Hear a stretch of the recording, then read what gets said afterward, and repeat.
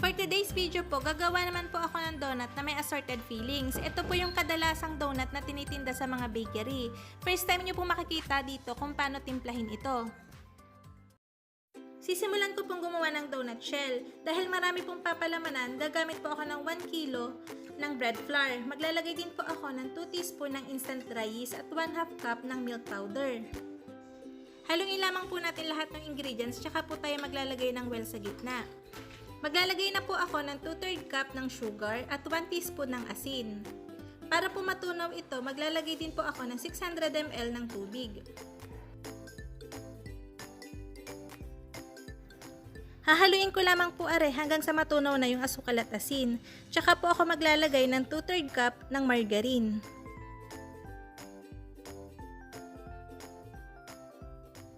Hatiin lamang po yung margarine para mas madali na siyang maihalo mamaya. Kapag nahati na po, unti-unti nyo pong haluin yung ating dry ingredients sa ating wet ingredients hanggang sa makabuo po tayo ng dough.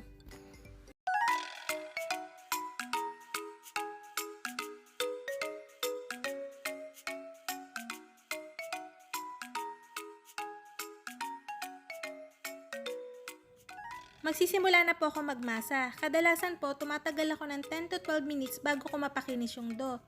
Pero po ito ay depende for every person kung gaano nyo kabilis mamamasa yung inyong dough. Maaari po kayo maglagay ng paunti-unting harina kung nahihirapan po kayo at dumidikit yung dough sa inyong kamay. I-fold lamang po ng i-fold at ibagsak po yung dough para mas mabilis ma-form yung gluten.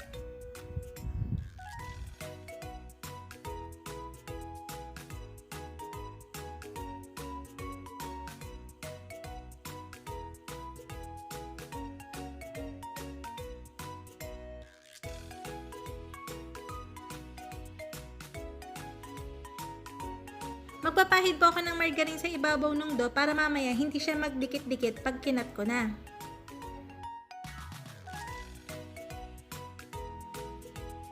Ikakat ko po yung dough na merong 30 grams na timbang.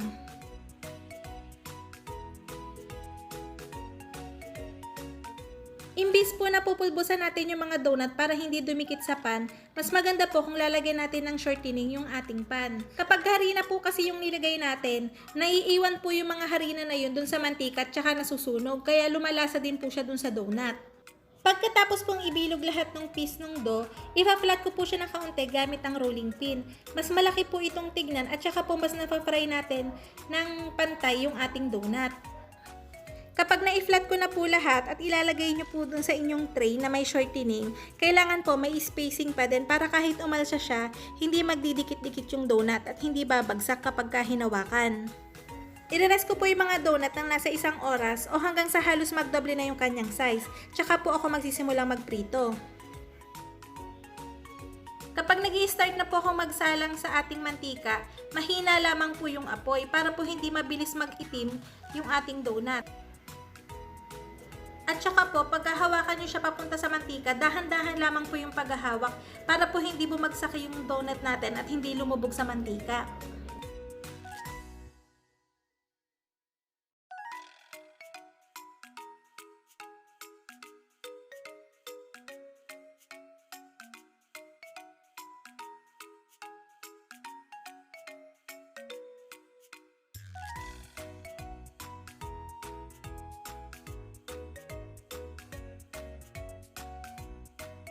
Pagka na-fry na po natin lahat ng donut, hihintayin po natin itong lumamig bago natin palamanan.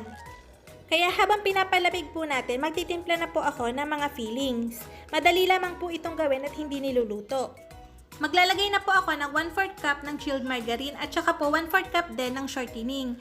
Wala pong substitute yung shortening kasi kapag hindi po shortening yung ginagamit ko, hindi po nagtitik yung filling na ginagawa ko. Kaya importante po na shortening yung gagamitin nyo.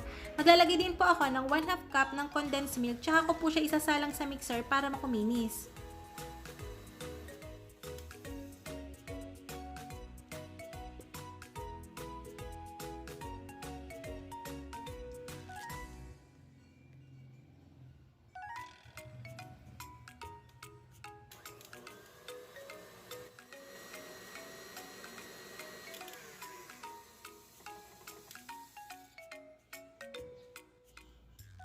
Kapag na-mix na po natin, maglalagay na po ako ng 1 cup ng evaporated milk. Maglalagay na rin po ako ng 1 cup ng Milk Boy o skim milk powder. Kung wala naman po kayong skim milk o Milk Boy, pwede naman po kayong gumamit ng Bear Brand o Alaska o kahit anong brand na available sa inyo. Mapapansin nyo po na kapag katapos nyong mahalo ito sa mixer, hindi pa rin po ito malapot. Ang kailangan po, ipahinga nyo po ito ng 5 to 10 minutes bago po nyo makita yung talagang kanyang consistency o kanyang lapot. Kung gusto nyo po ng mas malapot pa, pwede kayo magdagdag ng milk powder. O kung gusto nyo naman po na maging mas malabnaw yung inyong timpla, pwede kayo magdagdag ng evaporated milk. Basta po kada dagdag nyo, ipapahinga nyo po yung inyong mixture para po lumabas po yung totoo niyang lapot. Hahatiin ko po sa dalawa itong timplang ito para po makagawa tayo ng dalawang flavor. Gagawa rin po ako ng iba-iba pang flavor mamaya. Pero ito pong timplang ito, makakapagpalaman na po ng 70 to 75 pieces ng donut. Para po sa ube flavor natin, maglalagay po ako ng 2 teaspoon ng ube powder. Pagka wala naman po kayong ube powder, pwede rin kayong gumamit ng ube essence. Maglalagay din po ako ng kaunting violet na food color para po mas maganda yung kulay ng ating fillings. Haluin nyo lamang po. Pagka hindi pa po kayo satisfied dun sa kulay, i-rest nyo lamang po sandali kasi minsan hindi kagad lumalabas yung kulay niya bago kayo magdagdag ng food color. Para sa pineapple flavor po ng ating filling, gagamit po ako ng pineapple juice. Maglalagay po ako ng 1 1/2 teaspoon nito. Pwede naman po kayong gumamit ng ibang brand pero po kasi para sa amin, madali po itong mahanap at saka mura lang din po. Pero masarap po ito. Maglalagay din po ako ng kaunting-kaunting yellow food color. Kung ayaw nyo po ng ganito, pwede rin naman po kayong gumamit ng pineapple essence para po sa flavor. Pero promise po, hindi nyo malalasahan na ito ay powder juice. Kapag katapos ko pong haluin, ililipat ko na po siya sa canister para mas madali natin siyang maipalaman mamaya. Ito po yung ating strawberry filling na gumamit din ako ng powder juice. Gumamit naman ako ng strawberry flavor. Naglagay po ako nito ng 1/2 tablespoon para po mas malasa siya. Katulad lamang din po ito ng process at ng mga ingredients katulad dun sa isa, yung flavoring lamang po ang naiba. Nirest ko rin po siya ng 10 minutes at saka ko po siya sinalin sa canister para makasigurado po ako na tama yung lapot niya.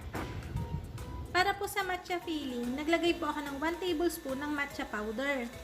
Again, katulad lamang din po ito ng recipe at saka ingredients dun sa mga una kong filling. Flavor lamang po yung naiba. Tapos na po akong gumawa ng filling at malalamig na po yung ating donut. Ipapakita ko lang po sa inyo yung pagpa-fry natin ng donut. Kapag ganito po ang kulay ng ating donut, mas masarap po yung flavor. Pero po, mas mabilis siyang tumigas. Hindi po katulad ng pagka ganito lang po yung ating pagpiprito, malambot po siya hanggang sa kinabukasan pa po. Para po sa pangbutas ng ating donut, gagamit po ako ng tool na pangkaliskis para po mabutasan natin hanggang loob yung ating donut at malagyan ng palaman.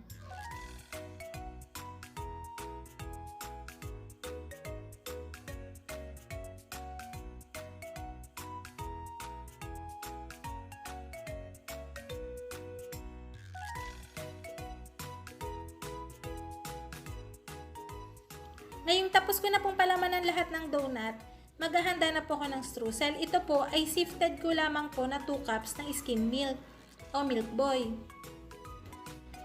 Para po sa glaze, nag-sift din po ako ng 2 1/2 cups ng powdered sugar, tsaka ako po ito nilagyan ng 1/2 cup ng tubig para tunawin.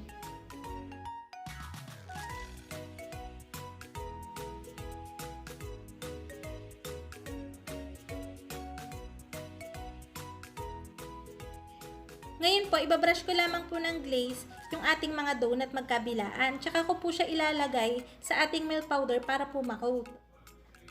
Yung ganitong process po, hindi po basta-basta natutunaw kahit maghapon po. Hindi po katulad nung powdered sugar lang natin siya kinoat. Mabilis pong matunaw yung powdered sugar kahit ilang oras pa lamang po siyang nakadisplay sa istante.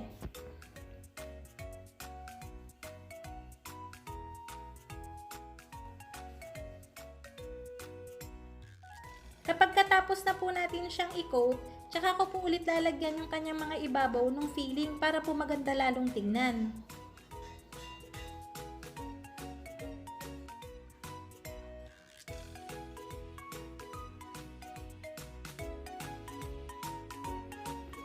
Ayan po, tapos na po lahat ng ating donut. Sana po natuto po kayo at mapagkakitaan nyo rin po ang i-resiping ito.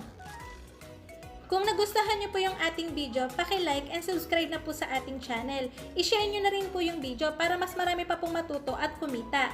Maraming salamat po sa panonood.